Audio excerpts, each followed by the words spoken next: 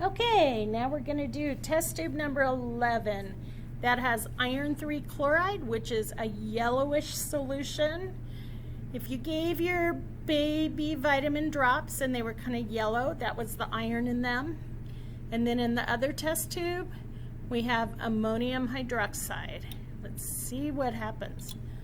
Ooh, we get a beautiful, I know it may not look beautiful to some people, but a beautiful reddish brown precipitate for this one.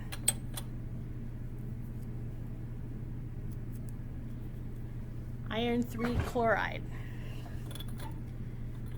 So let's see. Let me go through all of these and say again what we got. So sodium chloride and potassium nitrate, we got no reaction.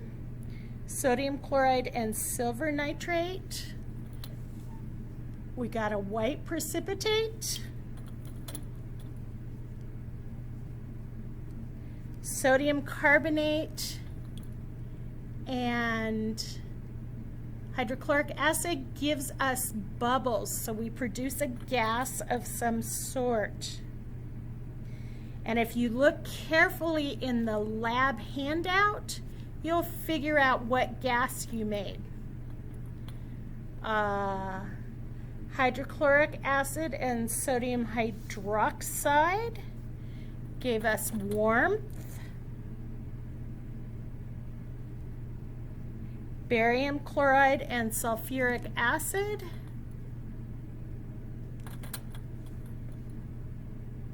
gave us a white precipitate. It's now all down at the bottom.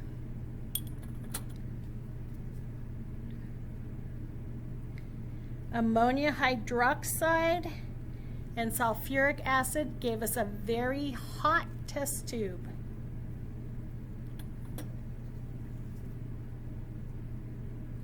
Copper 2 sulfate and zinc nitrate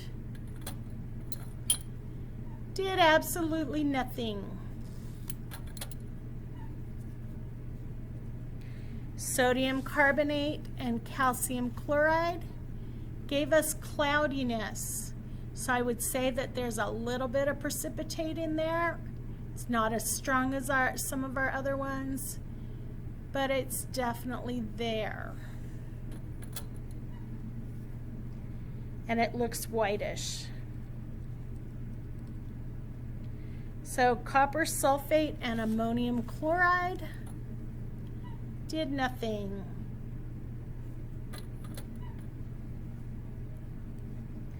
Sodium hydroxide and nitric acid gave us warmth.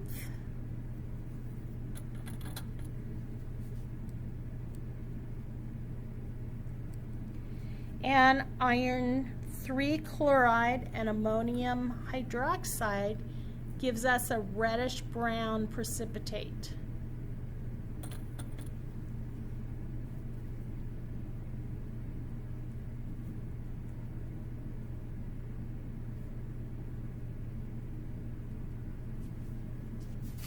That's the end of our experiment. The first thing you need to do is all these chemical equations. You need to write what happened next to them. I crossed out number 12 because we don't do that one. You need to write the balanced equations out on a separate piece of paper. Please do not try and cram the balanced equations in. And remember, when you're writing balanced equations, the first thing you do is write neutral formulas.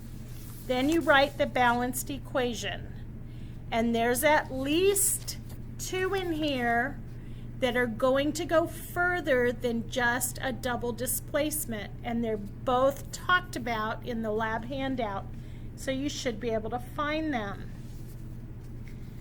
Then you have question 2, which you need to answer.